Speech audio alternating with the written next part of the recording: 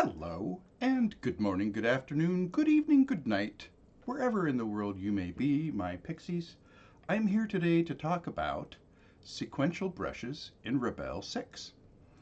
And what I mean by that is in Rebelle 6, you can put up to 4 brush heads onto one brush. And this allows a variety of shapes to be poured out of that brush as you make your stroke across the canvas. Let's explore that. To show you how you can take advantage of this technique, I've painted 4 distinct tree shapes, white on black, which is what the brush engine interprets as a brush head. And we save those out as PNGs, which I've already done. You should be able to see them floating by here at any moment. And what we do is put them into the brush engine in the brush creator. And I will show you how to do that. And then I've got a prepared canvas here with just a little bit of a scene on there to give it context. And I'll show you what I mean about painting a distant forest with a couple of strokes and you're off and running on your painting. Okay, so here we are in the brush creator. Today we're going to be focusing on the shape portion of the shape and grain section of editing possibilities. We're not going to bother with paint today. We will be going over to stroke and modifying some things there. But let's start out with the actual brush head shape. Let's change that from a circle to one of our trees. And now we can see that my trees are not in here, so I need to import that. Down at the bottom right here, we have import selection, import texture, and remove texture. And we'll use the import texture button, which is the center one down here. And we'll go up here to where I've saved it. Double click on that. We can see that it shows right up here in the image library, and it's also positioned perfectly right here in our shape. Now let's try a stroke and see if we get trees. No, we are not getting trees. There's a very good reason for that. We can see kind of at the edge where it might feel like a tree on both the first part of the stroke and the last part of the stroke, but that doesn't really do us very much good. It looks like a regular artistic stroke. So briefly, let's pop over to the stroke section, and we can notice that our spacing is set to 1, which is the lowest value. And looking at the thumbnail up here of the stroke, the white against gray here, notice what happens when I increase the spacing. We start to see individual shapes. Now let's try it. Hey, there we go. Now we've got trees popping out, but they're all alike and they're evenly spaced. That's not really a very good way to paint a distant forest. So let's nix that and head back over to shape and grain. And let's notice that we've got a 1 of 1 with a plus next to it. That means we can click plus, go to 2 of 2. These are the navigation buttons, and we can see 1 of 2 is the tree, and 2 of 2 is just a duplicate of the tree by default. Let's go and, using the same method, using the import texture button, the center button on the lower right, we'll go ahead and grab our second. And let's just go ahead and fill her up and grab the third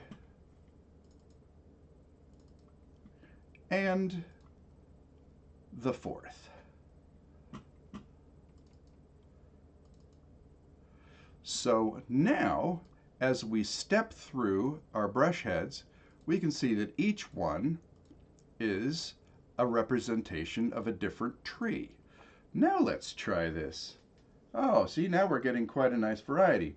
However, they're all still very much evenly spaced, and there isn't anything terribly natural about the way that's working. So to begin with, I'm going to go ahead. I've prepared a little scene here, just a quick rough to show how this might look. But first, let's go back over to the stroke section and just play with a few things there. We're not going to worry about playing with opacities right now because we want pretty much every tree to just show up at a full strength. But we will play a little bit with spacing. just see. It kind of depends on how quickly you want to build up a forest and how it looks tightly. Now, if we get too tight with it, it's again not going to look real great. Let's add some randomization to this. So let's do a little spacing jitter. Okay, scatter is an interesting parameter in the brush creator.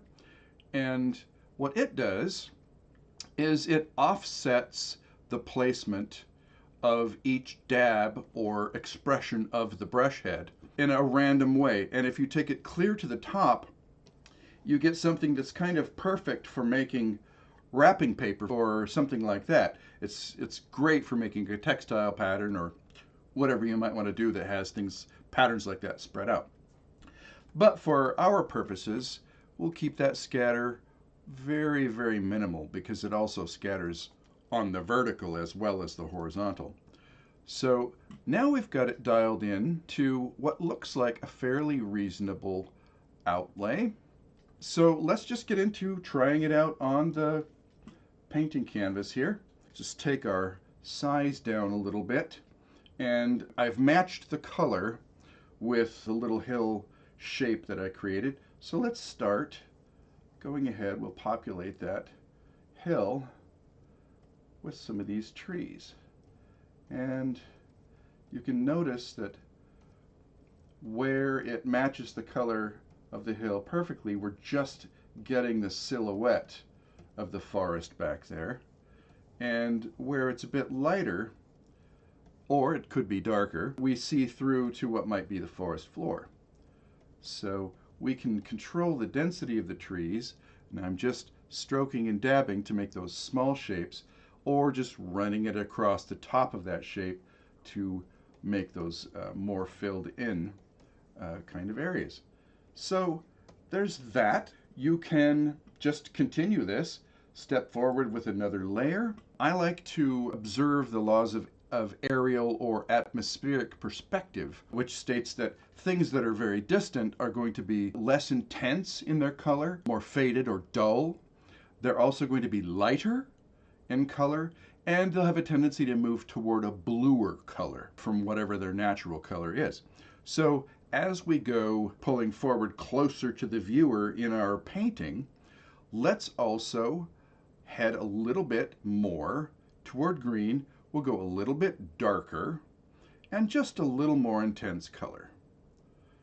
And I'll also increase the brush size a little bit, and I'm going to not follow that exactly. I'm going to kind of counterpose that and create a hill right here. So now we've got our trees kind of coming in here and forming this hill. I'm going to go ahead and let it sweep off and upward like that. And we can see that by doing this color shift and making it a little bit bigger, we've got a hill that seems quite a bit closer. I'm going to go ahead and do one more just to really drive it home. We'll go a little bit darker, actually quite a lot darker. We'll go a step or two toward green, a little more, and again, a little bit more intense with the color, and increase the size of the brush. So now I'm going to go ahead and I'm going to cut this through like this. I want this to feel like we've got kind of a steep landscape in the near ground. And I'm just going to let that kind of fill in. And then I'm going to come in on this side, again, going a little more steep, just for the fun of it. Because what this will allow, as I'm imagining, as the idea is unfolding in my mind here in real time, is that if I were going to develop this painting further and take it seriously, I might go into this little blank area and work in a little shoreline and make a nice mountain lake. That would be an opportunity to put some reflections in here. And of course I would go into these other areas back here and make them more robust. Right now it's just a way of showing you very quickly. Anyway, I just wanted to show you that today. It's a really, really excellent way of using the tools here in Rebelle. And I hope that you've gotten a good idea about this. I hope you feel a bit inspired to try it yourself. Rebelle has a lot of amazing tools to offer, so join me again here at Papa's Pixels, and I'll see you later, my pixies. Thanks for being here.